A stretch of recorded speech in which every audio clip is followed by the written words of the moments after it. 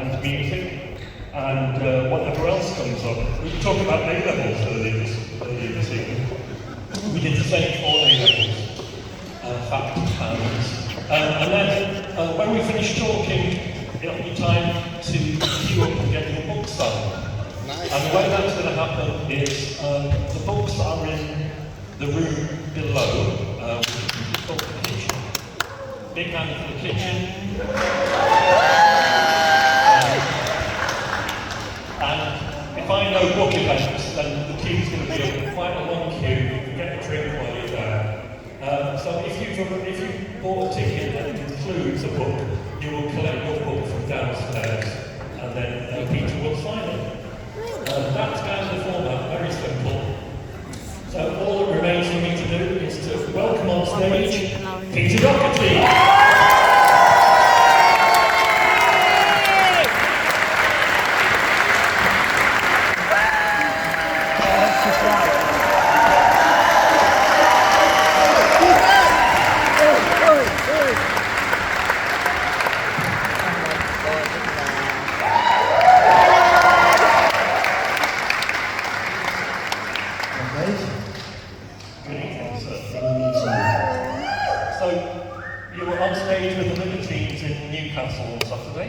Yes. How was that? Yeah, I was on stage with most of them. Gary, drummer, he missed his flight.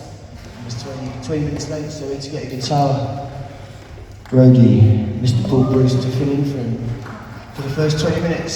So it was exciting, and it finished well. Yeah.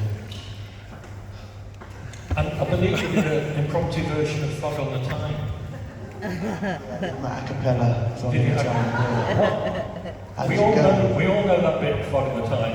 But you don't know the sitting in a sleazy snack bar, sucking on a sickly sausage roll, slipping down slowly, slipping down nicely. I think the sign off the door, cowbell. Fog on the Time is on mine, on mine. Fog on the Time is on mine.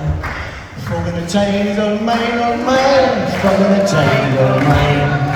If you cup a kettle, kettle, pick it better, very, very, very cold. If a crooked compass up the crooked kettle, anybody get the door. Cowbell. Fog on the Time. And a bit later we'll do the Labour races. Aye. So imminently you've got gigs in Glastonbury, Manchester, London. So how stable are things with the Libertines at the moment? Are there any issues, or are you feeling 100% happy, confident? Yeah, things are pretty stable as it goes. I don't think we'd be able to do it if they weren't.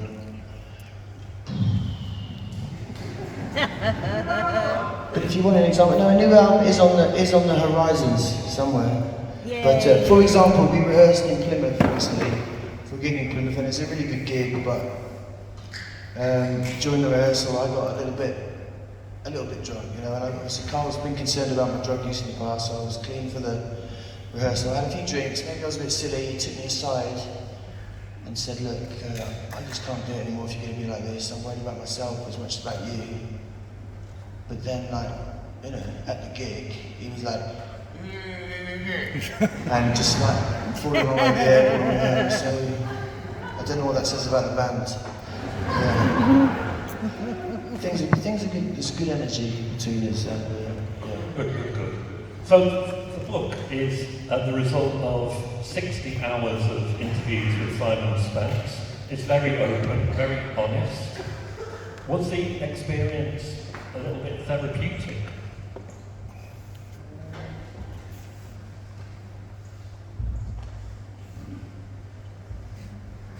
In what sense? In the sense of having to work through trauma?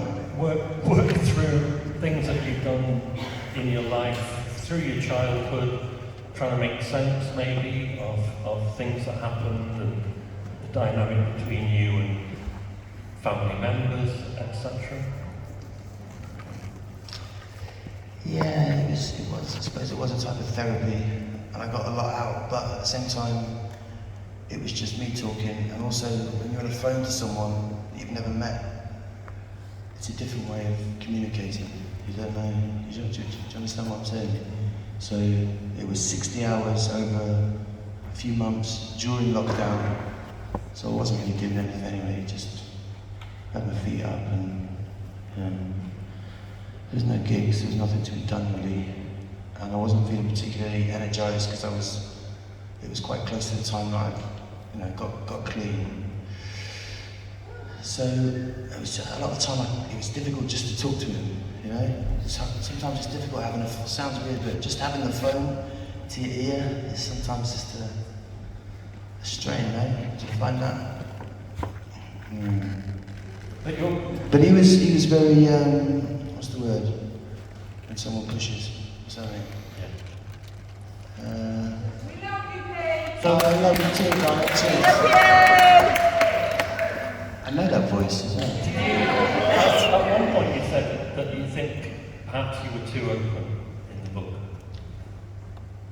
Is that because, why would that be? That would be, well, do you really want to know? Do you really want to get into it? That would be great. That would be good.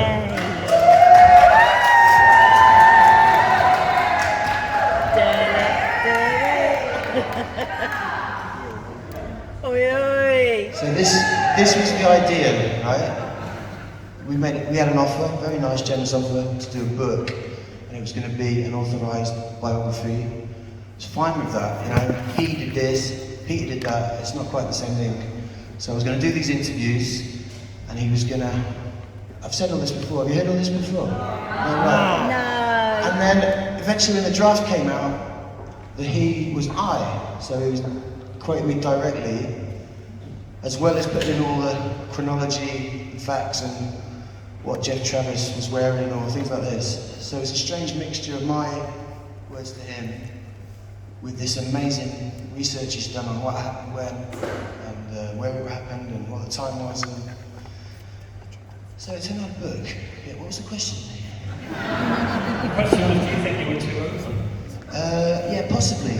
Yeah, possibly. But then the lawyers look at it, don't they? So then some of the stuff maybe came out of the book. Yeah, I think, to be honest, I think I was too. Because when I was clean all of a sudden, and just, with my feet up, I was getting a bit carried away with all these memories, like these crazy memories of, all the South London K ferries, and all the baby shambles scandals, and all these mad stories that I thought one day I'd put into a book. But they've all got taken out.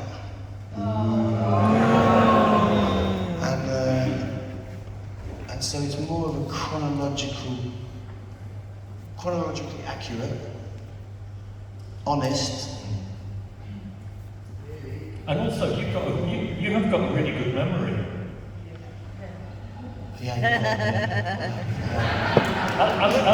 As we were arriving, he was talking about the roads that we were driving down in Hackney, and he could remember the address that Jarvis Cocker lived at, and he could remember where his probation It might not have been 116, but it was around there somewhere. He was well interested in that.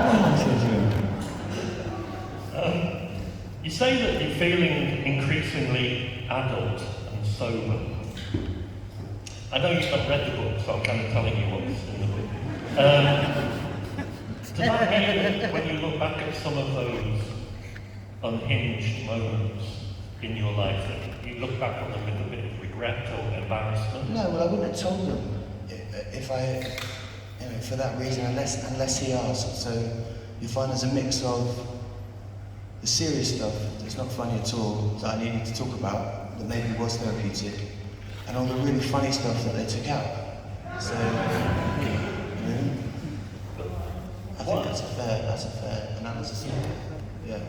But someone needed to put it all in order, because there was no sense of what happened when. And that was Simon's trick,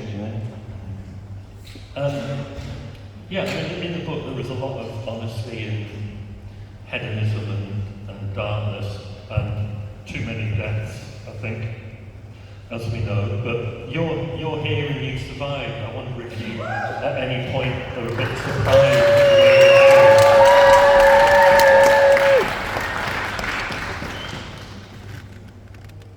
Sometimes I do feel like Alan and Robin are still here sometimes. and then other times it's not enough to think that I really want him to be here, especially Alan. I think I really missed him. I think he had a lot more, so much more to give. He evolved. He evolved as a man, in a really strange way, creatively, and he was just getting better and better as a songwriter, a musician, and a lyricist.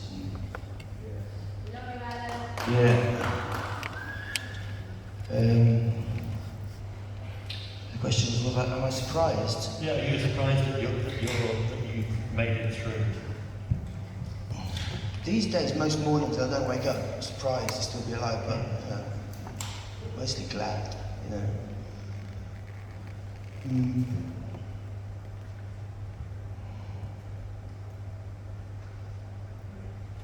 I guess it's a kind of lottery, isn't it? There's people who go through a lot of stuff who survive, and there's other people who just get unlucky, make one bad decision, something happens.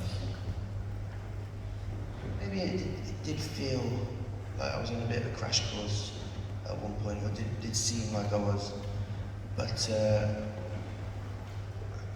no, I always had an inkling, maybe I didn't, I always thought I was going to make it through, I think.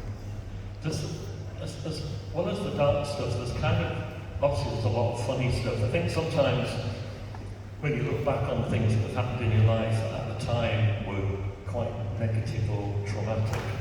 Actually, when you think about them in retrospect, you can see the slight ridiculousness of it. I remember thinking about, for example, my 80s love life, which was really shit. But now I can look back on it and it's kind of funny. Yeah, what was yours? Ridiculous and? You said ridiculous and? Ridiculous and... No, you didn't say shit, that was the third one. Your 80s love life? My 80s love life, but I can look back on it and talk about it now with my friends. And things that at the time probably sent me under, actually now you can turn it into a funny story. We smile about it now, but at the time it was terrible. Honestly. Thing is, I don't really know if I want to talk about Morrissey. Well, no, blatantly you don't. Blatantly, no. We'll have a chat later, love. Why not? How's he offended you? Because, well, he offended me by supporting Tommy Robinson. He didn't support Tommy Robinson, did he? He did, yeah. You really think so? And by calling into question the whole Me Too movement. Right, you don't think he's done that specifically to wind you up? And then he went and described me as Dave Hasbeen, which I thought was funny, unnecessarily. He described you as he has been? Yeah. Bastard.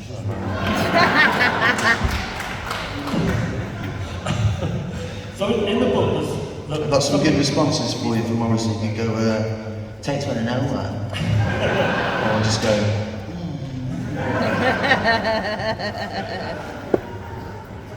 Oh God, the mosque. the mosque. The mosque. Oh, the mosque. Not the mosque. He doesn't like the mosque. There's mosque.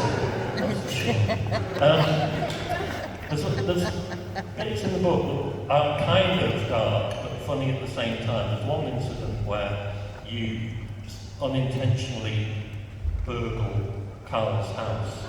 You go to see if you can find him, he's not in, and you kind of batter the door down, and he's not in. So you steal laptop, guitar, DVDs.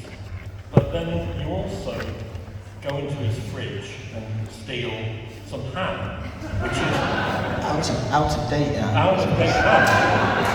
So you were unable to go to the magistrate's court because you had food poisoning. Is that what I said in the book? Is that what happened? No, that's not what at all. Went straight to the magistrate's court. Well, steal. Did I not explain in the book that the stuff only went from the flat into a car? It's taking it, it's removing it from one place to another, but I didn't manage to sell it, you know what I mean? That particular car was a copy, you wouldn't have got much money for it anyway. So it was there, and that's when I realised, oh my God, what have I done? I stole this stuff, left my footprint on the door, which I couldn't get off. And, but by that time, there's a saying that Lisa Moorish grasped me up. No! She did. But it's been taken out of the book, has it? Yeah. Because my son had just, see, this is how these dark things turn funny, you see? Because my son had just been born, and I was supposed to be at Lisa's in Chalk Farm, and I said, I'm not going to make it. I'll call you a bitch. What are you talking about? You've got to get over it. You said you were coming over this afternoon, like he was 4 days old. I said, I'll come over later, I got some bother. She said, what's me in trouble? What, with the police? I said, maybe. She went, no, we're family now, I'm South London, I'm not going to fucking say anything. Grass you up. I said, a burgle car. 10 minutes later, flying squad. Flat. But she said she did it because she thought I was going to die, and a spell in Wandsworth would do me good. That was her reasoning. I guess you never ate out of date hamburger anyway. But was It's got that old stink, isn't it? exile never quite out of date? Dangerous. So you did 28 days in prison for that? Yeah, well, in the end I got an appeal for the burglary, and so the 6 months, which I would have done 3 months of, was turned into a 2-month sentence, so I was out after 28 days. And was prison a deterrent to you, ever? Do you think that's how it works? Does prison? Of course, prison doesn't work as a deterrent. It's blatantly it's a tool of structured society to punish. It's a punitive thing. You know what I mean? You're not gonna deter someone who is so involved. I'm not talking about myself here. I'm talking about other people. You're so involved in that world. Do you know what I mean? That's it's an occupational hazard, really. You know, getting locked away. Yeah. So you're not going to adjust your behaviour? Huh? So people don't adjust their behaviour thinking, oh, if I do what I'm about to do, I'm going to get it. Well, no, you just learn from your mistakes and maybe make some good connections. And obviously I'm not speaking for everyone because, you know, there are people who decide that way of life is not for them, but when you're all thrown together, you know what I mean? You're thrown together like that, like animals, you just learn to survive, and then all little tricks people teach each other. And also I found a lot of people in prison weren't there doing just some weird burglary, robbing a mate like me. They've been in the system a long time anyway, you know, from a young age. A lot have been in care, you know, and yeah, whatever potential that they had in their life, they hadn't found it yet. So, you know, like someone who might have been a good accountant, was good at numbers, you know, very good at adding up data scores. That's not a criminal offence, is it? No. Do you see the point I'm trying to make? Because that was the thing, there were so many people with so amazing ideas for crimes. But if they channeled that somewhere else, you know what I mean? You've got all these lads just boundless fucking energy, like, and an amazing way of seeing the world and describing the world. And I was always trying to get people to like, oh, you got to write that down. What's that expression? They thought I was mad, you know what I mean? But yeah, there's a lot of untapped young talent, I think. I think, well, the other thing is that it's as easy, if not easier, to get drugs in prison than the outside world. Yeah, well, it depends. It wasn't at that time. I think now it depends on, like, Wayland prides itself on, you know what I mean, being a drug-free prison, but yeah, most of it you're right, yeah. You have to pay, like, you know, 5 times the street price, and you end up with big debts for people you don't want to be indebted to. Some of the stories about your attempts to get off drugs do turn out a little bit crazy. Again, you'll have to correct me if you're collaborating right, I got this wrong, but Alan McGee arranged for you to go to Thailand, where there were some monks who were running this place where you were encouraged to projectile bomb it. Temple Monastery, yeah. And So you're kind of stuck in the monastery wearing pink pyjamas, being instructed to projectile vomit at least 3 times, I think, before it has its effect. I mean, and you were drinking Fanta, living on sausages. I don't want to bring it all back to you, but it doesn't sound like... The monks believed that whatever it was that made man want to drink or take drugs to excess, they thought it was a type of poisoning of the soul, like a dark spirit, a dark energy in them. So they had this mix, and it was a secret mixture, but they'd go out and they'd collect different berries, different leaves, bits of bark, and they'd mix it with water and mud, and then you'd drink a whole bucket of water, and then you'd swallow this concoction, and that would make you projectile vomit, not just the poison you swallowed, and the bucket of water which would go flying out, but all the dark spirits that were controlling your addiction, they would come out as well. Yeah, so I did it once, and yeah, it was hard. It was really hard work. But you know, they really support you, and you only need 2 more times. But I was like, fuck this, I've got to get out of here. Yeah. So there was a Mancunian lad. I don't know him. No, I forget his name. Lee, yeah. I don't know him. And he took me aside and said, "Pete, I can't stay here anymore, man. I've done 3 of them fucking things now. They want me to do another 2 months. Fuck that. We're British fucking citizens. Let's get out of here." I said, "Yeah, you're right." So we went to see the chief monk, and they tried every trick to keep us there. He told us that there'd been a power cut and the electric safe wouldn't open. He told Lee that because he'd done 3 of these exorcisms, if he stepped outside the monastery, he'd die. Right? Because you have to take a vow as well. When you do it 3 times, you take a vow, like basically saying to their God that you'll never drink or take any drugs again.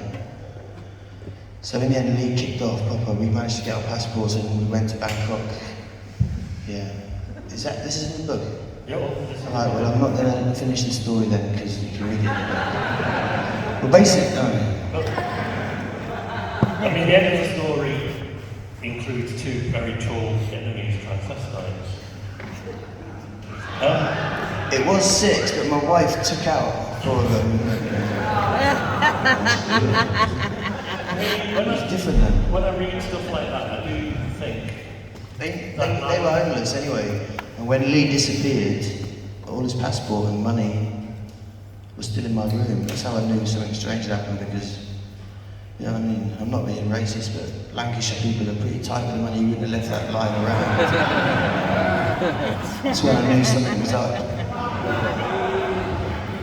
So I was just sort of lorded up a bit, and then after a week he hadn't turned up. Got a good price for his passport. Got myself a different suite. Some of the characters I met didn't have anywhere to crash, so we had this sort of room full of bodies. And then I ran out of money, and then I built up a debt, and then I was in trouble, yeah. But I won't tell you what happens next, because it's in the book. What happened was, right, I met a girl from the Bangkok Post. I forget her name, but her initial was M, because I got that to thank her. She smuggled me out in a laundry basket, and lived happily ever after. To me, I would just like an easy life. It just seems so kind of complicated. It was meant to be, no, it wasn't. It was meant to be an easy life. I thought I was going to go to Thailand and maybe, escape in the first few days to Bangkok. Didn't know it was going to have to go through all that, or how far it was to Bangkok, you know. And even when I got to Bangkok, I thought, do you know what? I'm clean now. I've done the first projectile. Maybe I can stay clean on my own. And then I got a call on my phone, and it was Lee calling from his room, 411, and he went, "Guess what I'm doing?" I was like, "Where are you?" 411. I went, right. There are times when it seems like you do value the easier life, for sure. There's a time when you're with Kate and you're staying in her house. I just want to read it out, because it's like one of the moments in the book where you, I've written down what page it's on even. I've done my research. you know, post-it notes in W.H. Smith, £6.95, 200. 200. And in Tesco, they're £1.45. You can cut them in two. You could, Yeah, yeah. you got 400. So when you were with Kate, you stayed at a place in the country, and you say in the book, ever since I've left home, I've never really had a telly. So it was good just to be able to sit in bed watching telly with a big fat remote control. Oh, that's the best. She'd be off somewhere around the other side of the world modelling, and I'd just be pottering around with my guitar in this big old dusty country house, tripping my balls off. Really, really happy actually. Alone in the midst of luxury, I've reached Arcadia. That sounds pretty good. I think I hit it on the head there. I think I described that quite well. Yeah. Yeah. And even now, it's like taking Zeus for a walk in Normandy. You value that kind of the quiet life, and then there's a part of you that says, in the book, for example, I wanted to be the most fucked up person in the world. I didn't say that. I never said that. He's misheard me. Part of me didn't want to be the most fucked up person in the world. It's just I don't understand that. It's like, there is this kind of self-sabotage that seems to happen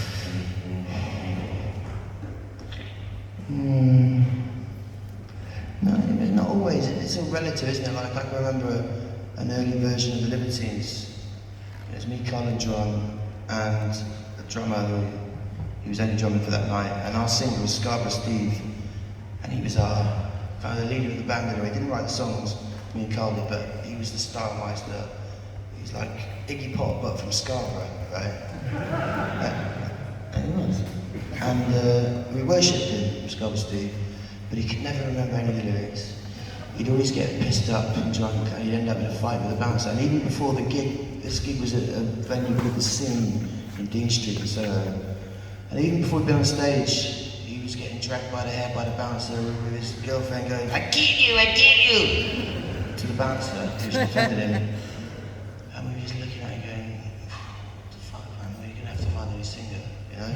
We tried to talk to him about it, and his only argument was, you don't know what's going on in my head. So at that point, for example, I'd have found myself, you know, what was the question? The question was about self-sabotage. About self-sabotage. So I always thought of him as a self-saboteur, you know? Because we had a band and we had a dream and he just wouldn't focus, got fucked up and left, but I never saw myself as sabotaging my artistic pursuits, really, you know?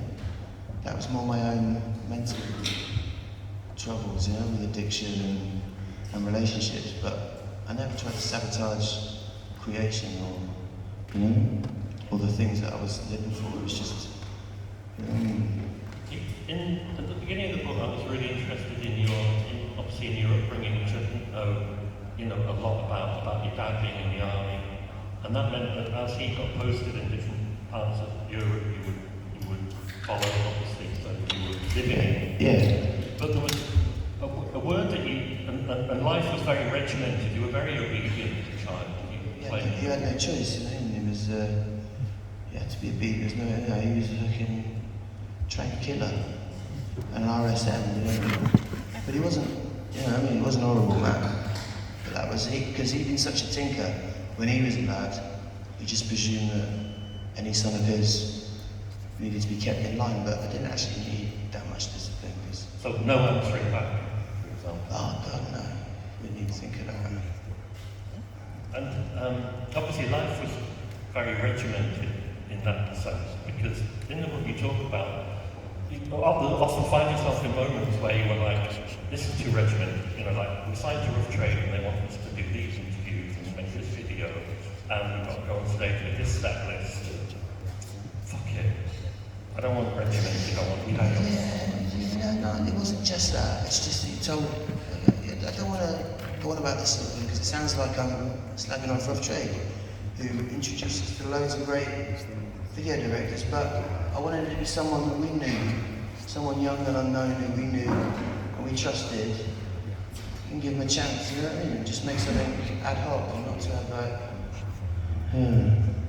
Oh no, and also I was always late as well.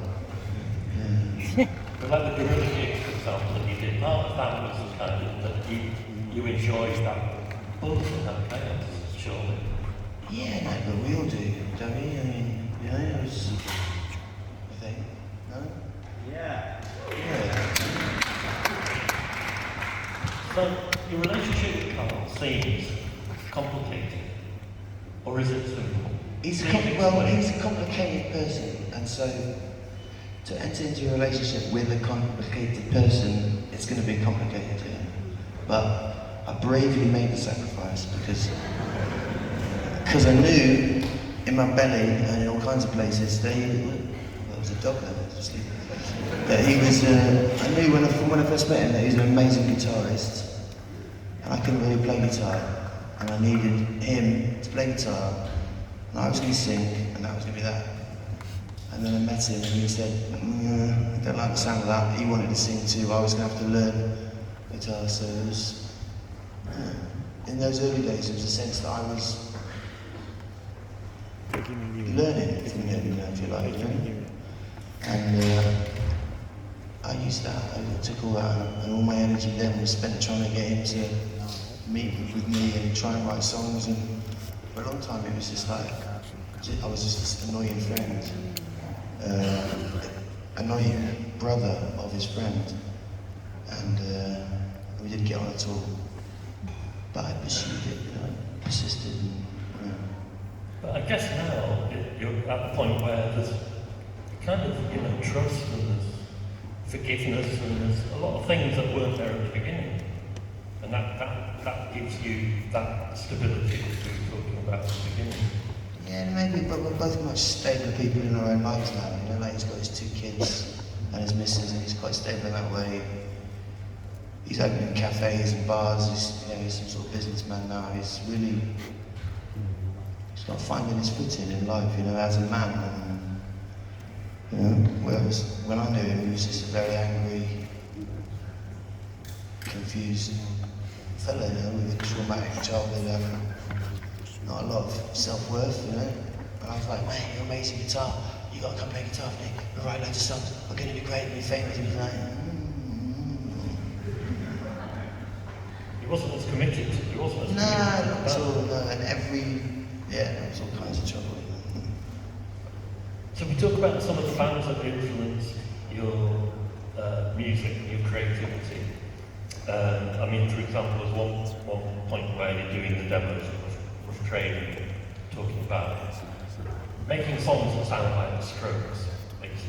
But I wondered if there's, we might talk about Oasis in a bit similarly. We've already mentioned the Smiths. But I wondered if there was now music that you hear that influences you, or is it, or do you feel like you're already, whatever's formed you as a creative person, that's there, that's taken for granted, the writers, the filmmakers, and the musicians, or are you still inspired by relatively new stuff or hearing stuff? What kind of things feed into your songwriting now? There's no better feeling for me than when I hear something new that still inspires me in the same way that things did years ago. So we were talking the other day when we were rehearsing the Liberties, and John said, have you heard that song, North London Forever? It's a song about Arsenal. So immediately I was like, no, I haven't heard it and I don't want to hear it. But he played it anyway, but then the verses were amazing, like this poetic description of his particular area of North London. And as good as anything I've heard in a while. Obviously the chorus is a little bit, it's Arsenal feel, but the verses were amazing. Lewis Dunford, I think his name is. And he's a talented fellow. I really got a kick from that. So we got in touch and said, do you want to support the Libyans at Wembley? And he's going to do it. That was exciting. You know what I mean? Hack Baker as well. Similar thing, similar to Lewis. Lewis is white, Hack is black, but they've both got this modern London street voice that it's the sort of thing that when I would meet people in prison, and you think that these people have got fucking things to say, but no interest in recording it or singing or writing poetry, but it seems like Hack and Lewis have got a real feel of London, and it's something I thought maybe was dead, or that people like that would have been squeezed out. Do you know what I mean? Because I haven't lived in London for a while, so I was really excited by that. But also even like, I love like the Stranglers. I know I love them, but I haven't listened to them in depth. So every time I sort of hear a new song from theirs that I haven't heard, well, first of all, I think Elastica, man, fucking hell, they ripped them off completely. But secondly, I think they're amazing. You know what I mean? So. So, as well as bringing your book along, I brought along a book called Would You Rather Randoms? And this is various questions to kind of see where you're at with various things. Would you rather climb to the top of Everest or win an Olympic gold swimming medal?